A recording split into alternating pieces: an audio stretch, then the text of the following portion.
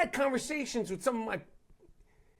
If it comes down to pig dick Donald Trump and smoking Joe Biden, I'm sorry. I am sorry. Voting for pig dick Donald Trump is on the table. I'm sorry. Ain't nothing changed, nothing new here to see. This ain't nothing but some political maneuvering. America. Welcome to the eulogy, eat it up. It's called political buffoonery. Hey there, everybody, and welcome to This Week in DUMBmocracy, where we showcase some of the dumbest newsmakers of the week. So, politics is not for the faint of heart. We already know that. You choose a position, and if you're very vocal about it, you're kind of stuck with that. You're kind of stuck with your tribe in this day and age.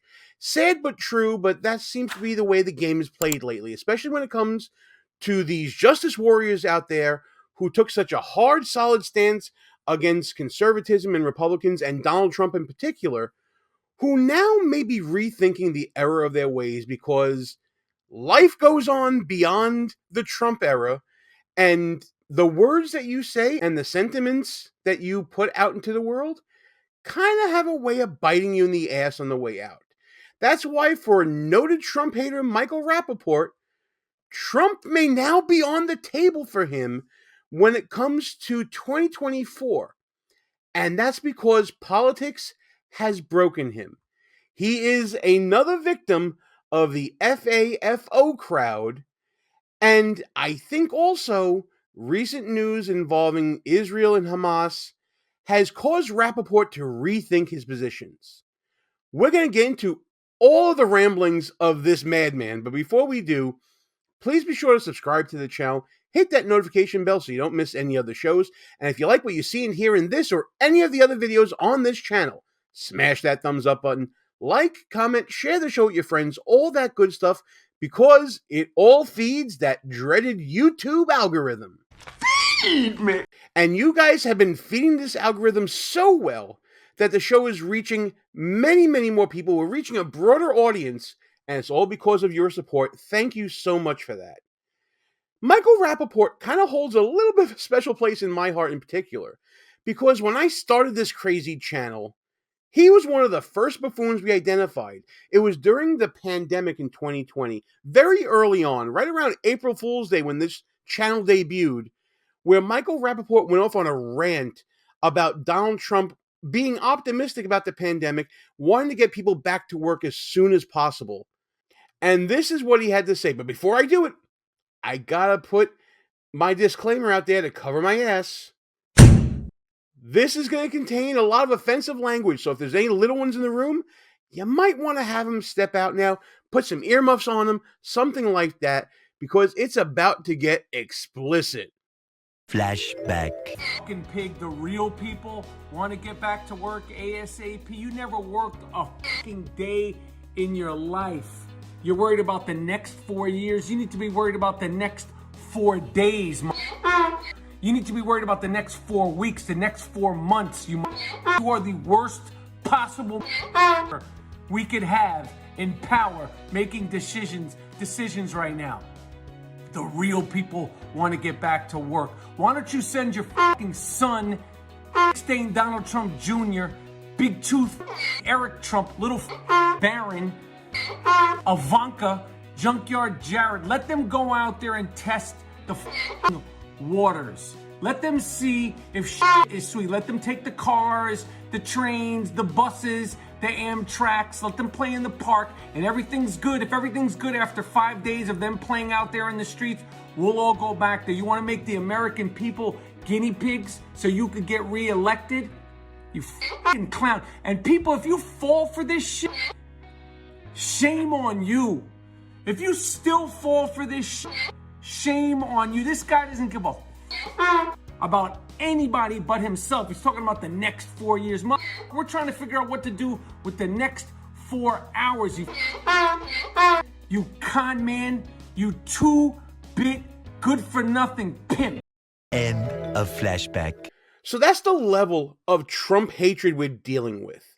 We're dealing with someone that wished ill on then minor Baron Trump, just an expletive-laced rant, and, well, you get the picture. Michael Rapaport is clearly outspoken and has a lot of hatred for Donald Trump.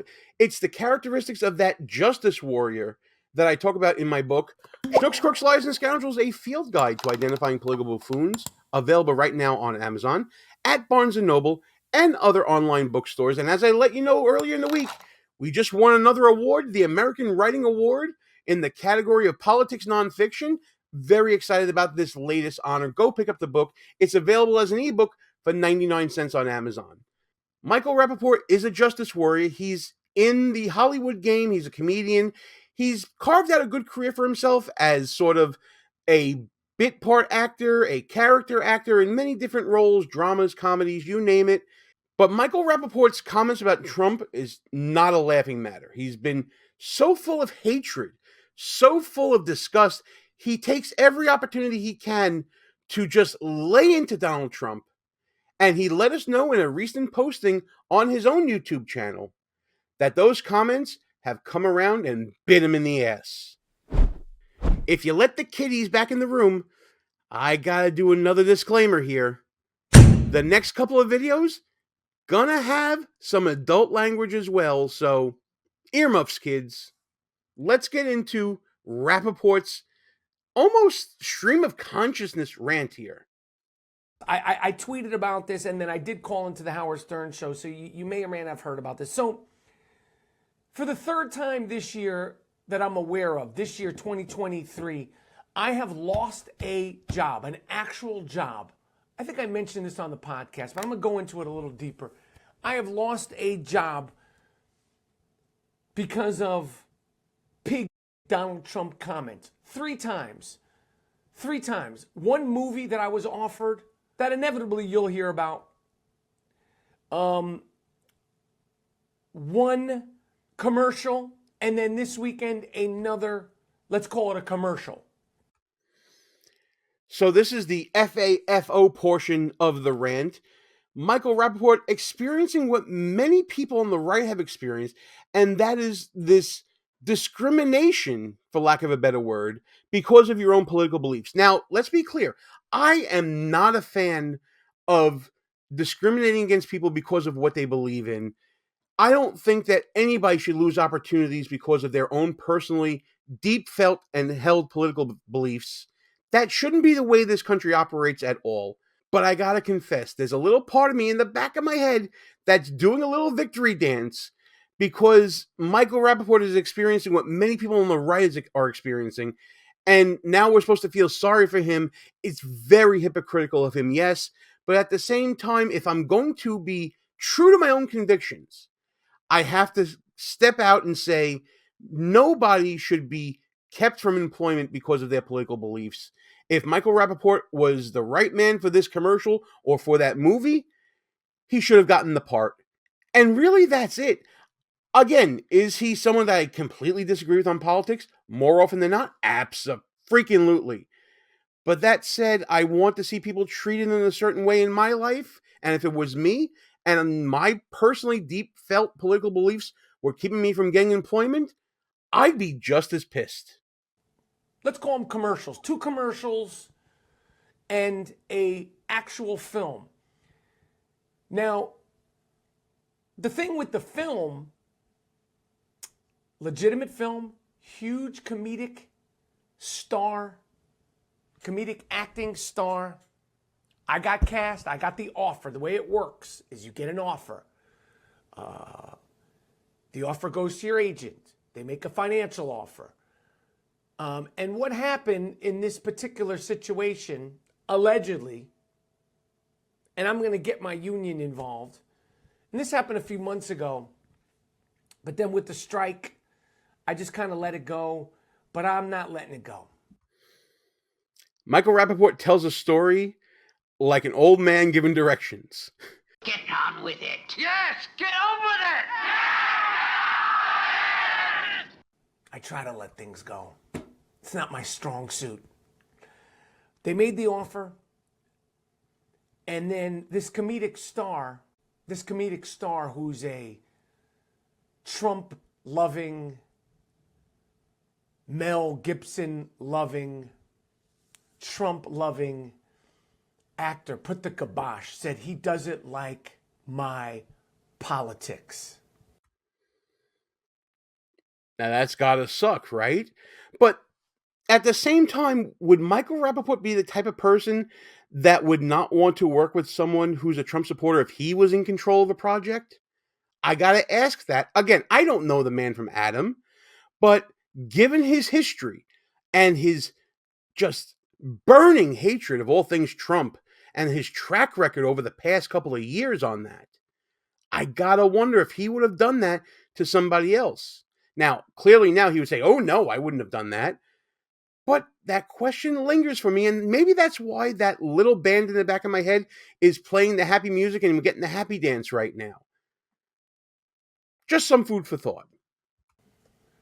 And the producers freaked out because this Trump-loving comedic actor, who I respect as a performer, he bucked back. And then this past weekend, I got offered, let's say an advertisement, a commercial for money, real money, real money. I was supposed to be working on Monday, November 13th from 2 to 6 o'clock in Manhattan for real money. A whole 4 hours. Man, I gotta get into Hollywood. The paperwork was being sent in, and then the backers said, we don't want Rapaport because we don't like his politics. We don't like some of his past comments, statements that he has made about Trump. They actually said, Trump, listen, it is what it is. That one sucked because that was a money job. It sucked because I had to tell my wife what happened. And she's always been concerned about this. Yet, she wants me to speak my truth. It looks like politics is breaking Michael Rapaport here. Listen, there's some part of me that feels sympathy for this because, again, I don't want to see anybody lose a job because of politics. It's not right. But that's part of the division that he has sown in this country by being such an outspoken critic, by being such a hateful person when dealing in politics. It's a case of you reap what you sow. But when we come back after the break, I think we're going to see more regret from Michael Rapaport, this time about the bedfellows in his own political party that are driving this Trump hater possibly into voting for the very person he despises. Like what you see so far? Go ahead and smash that thumbs up button. Also, leave us a comment and tell us what you're thinking. And don't forget to subscribe so you never miss another show. That is the third fucking job this year. See, a lot of times I'm assuming it doesn't even get to me. There's been other things too. There's other times where I'm sure, like, for Dick Stain, Donald Trump, who I had conversations with, I might vote for that motherfucker. Oh yeah, I'll break your hearts. Let me tell you something. Things don't get straightened up in this fucking world ASAP. And I know Smoking Joe has said the right thing about Israel. I'm assuming Smoking Joe is Joe Biden, his nickname.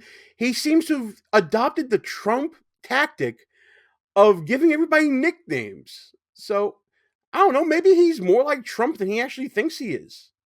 But when I'm seeing motherfuckers in New York City climb in public in front of crowds of people, rip down UN flags, rip down Israeli flags, rip down American flags on Veterans Day, when the economy is the way the economy is, when I'm paying fucking mortgage rates up, I'm getting, forget a colonoscopy. You don't need to get a colonoscopy. Go buy a house. The interest rates, go buy a car. And I know Smoking Joe has done some things I know. But I'm telling you right now, go buy yourself, go check what it's like to buy a car, buy a house, the money, the fucking chaos in this country, the chaos around the world. But well, it looks like there's some buyer's remorse from Michael Rapaport here. You get the government you vote for, Michael. This is what you wanted. This is the government that you voted for. Joe Biden is overseeing rapid inflation through his presidency. We've seen conflict break out around the world, including in Israel. By the way, Michael Rapaport is a very outspoken Jewish American as well. So the Israel-Hamas war going on has definitely touched him personally. And I think that is coloring his politics here as well. Note to Republicans, this might be a wonderful talking point to start changing some minds for some people around the country when it comes to the 2024 election. Michael Rapaport is showing the regret of voting for Joe Biden. We talked about that, online a whole bunch throughout this term, how voters regret their vote because of the state of the nation, the state of the world. Michael Rapaport has joined that chorus. You love to see it. I'm too far down the Gringo Mandingo. I'm too far down the disruptive warrior rabbit hole to pull back now. The comments have been made, I said. It's been really frustrating, all the fucking rallies. And it ain't just against Israel. It's not just for ceasefire. These rallies are excited, amped up, hateful, hate-filled, frightening rallies where people are covering their faces, saying, in Miami, in New York, on college campuses, in London, in Berlin, they ain't just saying ceasefire, ceasefire. They're saying, fuck you, Jews, because they only want the destruction of all Jewish people and the end of Israel. From the river to the sea, Palestine will be free. That's their fucking slogan. That's their slogan, like Nike has, like Mike. If I could be like Mike, or just do it. That's their slogan. Are you kidding me with that analogy? Listen, I never credited the man for being bright, but I do want to point out that he's very sensitive to hate being thrown his way, but not so much the hate that he throws out towards Donald Trump and his family that's been documented for years. Just some more hypocrisy pointed out. I know that he's trying to say the right things right now, but I can't ignore the track record. I can't ignore the hypocrisy. I'll certainly welcome him if he wants to vote for Republicans because he sees what the Biden administration has done. I'll welcome him with open arms, absolutely. But at the same time, you gotta wag that finger just a little bit. Because if we don't call out hypocrisy and have people recognize the hypocritical ways, they're going to continue the same pattern of behavior over and over and over again. So that's why I'm going to chide them just a little bit. From the river to the sea, Palestine will be free. They live that shit. They're bout it. I've had conversations with some of my... If it comes down to pig dick Donald Trump and smoking Joe Biden, I'm sorry. I am sorry. Voting for pig dick Donald Trump is on the table. I'm sorry. I'm fucking sorry. I'll still call him slob dick Donald Trump, pig dick Donald Trump, and all that. But we need to get this whole fucking situation under control. The man is broken. He's absolutely broken. That's what you call holding your nose at the voting booth. He knows that it is against his interest to keep going down the road that he's gone down, this anti-Trump road, the pro-Biden road that has led him to here. But now he's sort of waking up to reality. He's waking up to a world on fire, a nation divided, a division that he himself has had a significant hand in causing because he has his celebrity soapbox, his justice warrior mentality, his speaking truth, or whatever he wants to call it. Now he's seeing what he hath wrought, what his side hath wrought. And he's got this buyer's remorse. And I'm sure, I am positive that people that supported him throughout his anti-Trump stage, his phase of just being hateful towards everything Trump, I'm sure those people are going to turn on him now. A lot of them are. And he's going to start seeing a lot more hate coming towards him. He's going to have the anti-Israel hate coming towards him. He's going to have the hypocrite hate coming towards him. I'm sure many on the right are going to point out the hypocrisy just like I was doing. And he's going to have his former supporters who he's let down now because he's no longer carrying that banner for them. They're going to be coming after him too. He's in a very bad position. Not to mention that his prior actions has cost him, in his own words, real money.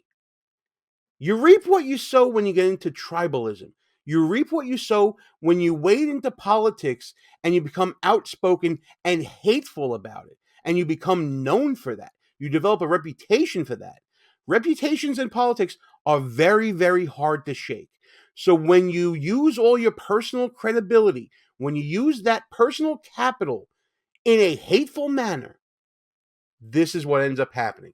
Professional life gets disrupted, personal life gets disrupted, and your worldview gets shattered because time marches on, times change, geopolitics change, and the world just keeps on turning while you're stuck hating and fixating your hate on a single person.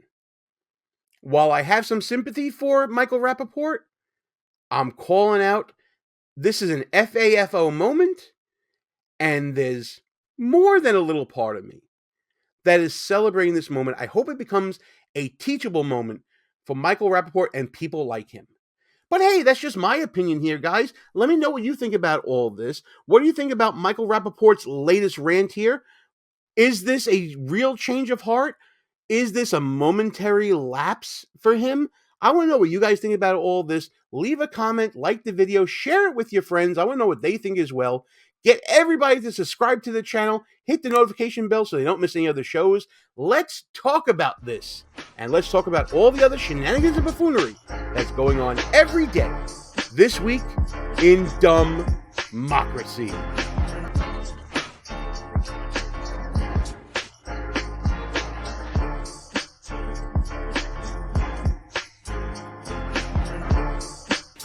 All views and opinions expressed here are not necessarily of the mainstream media and may offend some listeners. It's called political buffoonery.